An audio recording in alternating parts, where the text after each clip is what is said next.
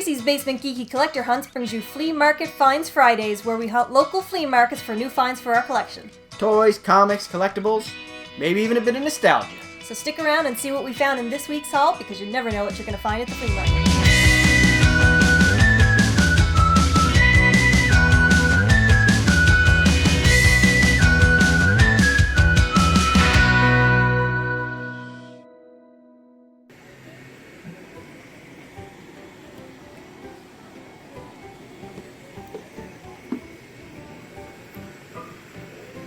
What's that?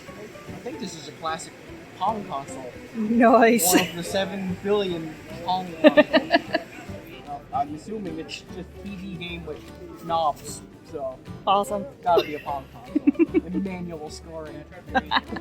This is one of our favorite sections of the flea market.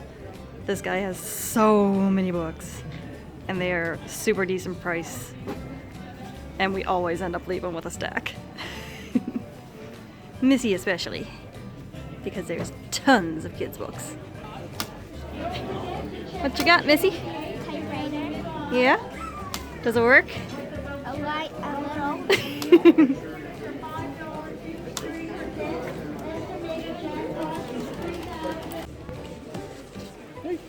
Loves me some Pat Benatar. Brianna, push the button on the carousel.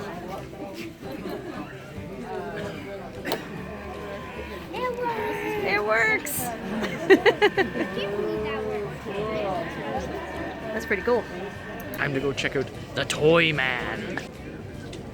So much cool stuff. He's always got something different to look at.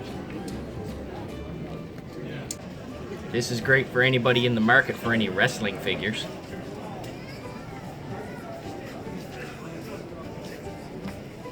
Die Hard Nakatomi Plaza, the video game. I bet you this sucks hard. Hey everybody, welcome back to Flea Market Finds Fridays. And I actually found everything in today's video. Every last thing. And most of it is entirely for her.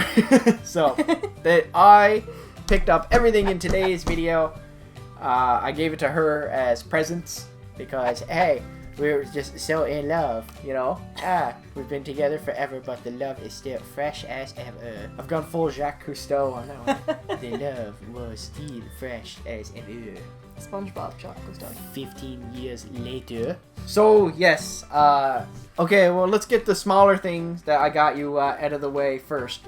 There are no toys. No this toys. time around. Well, technically, I guess one is an electronic toy. But it's a big thing. Moving on. First, I have 5 issues of Urasawa's Monster, Naoki Urasawa. Now, don't know anything about this, but Tracey's always down for trying new manga, so I picked it up for her. I love manga, and I have actually heard that this is amazing. So, if you have read it yourself, let me know in the comment section below. I'm going to read it either way. The only problem is he was missing... I got issues up to 6 there, but the guy was missing 1 issue right in the middle. Like, it couldn't have just missed it at the end. No, she's missing issue 3 of all things. So you can only really go through 2 without hitting a gap. So I gotta find you issue 3 now. If the first 2 are awesome, I will find number 3. And I don't know how old that is or anything, or whether it's uncommon or not. So I don't know how hard it's going to be to try to find the 3rd issue, but I will try to find it. I will try to track it down for you, because that's just an annoying spot I to have a gap. faith in you that you'll find this book for me. Well, you better cut me some slack anyway, because I got you a working Atari! You guys, this is a big deal, because I have kept every entertainment system I have ever owned. She had trouble getting that in there. She was so excited to talk about it. My brain wanted to say Nintendo for some reason. No, but any video game console I have ever owned, I have kept, except the Atari, because I was really young when my mother gave away the Atari and we bought the Nintendo Entertainment System. So, that was a big sore spot for me. I wanted to have this Atari. It was missing from my collection. She's been asking for an Atari for ages. We've been trying to track one down for a decent price. Buying them online in Canada is not always easy, especially because shipping is... Sometimes if you're shopping in the States within the States, you can get good deals on this stuff. But Not in Canada. Canada, when you live in small town Canada, way on the East Coast, shipping kills you. So we've been trying to find a good deal on this for ages. So I got it. It works.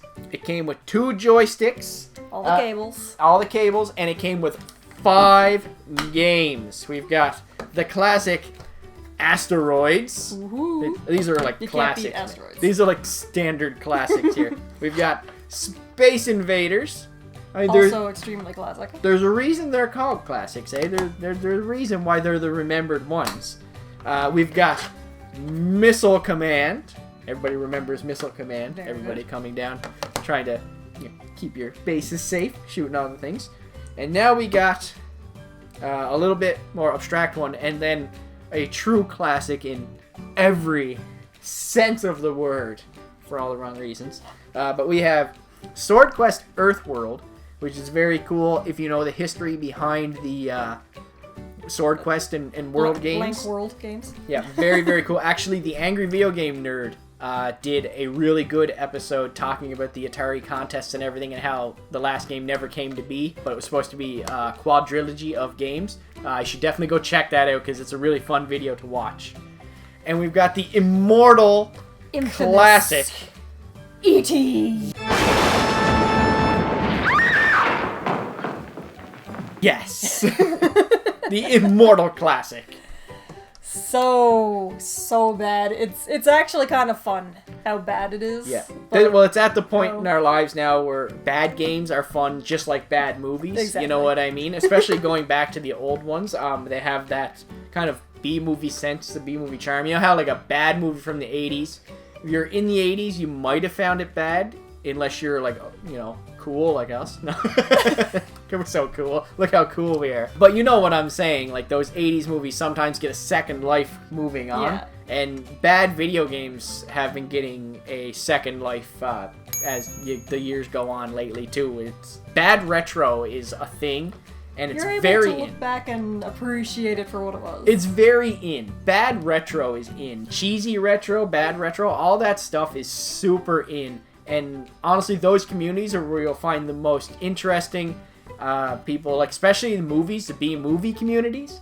That's where you'll find the most interesting and genuine movie lovers. Like, everybody wants to be a critic nowadays, but you go into a B-movie community and they're very welcoming, and that's where you'll find the true cinema lovers, because they're hunting everything. That's true. They're cinephiles. They hunt everything down, and I'm one of those people. My name is Jason Tobin, and I'm a cinephile.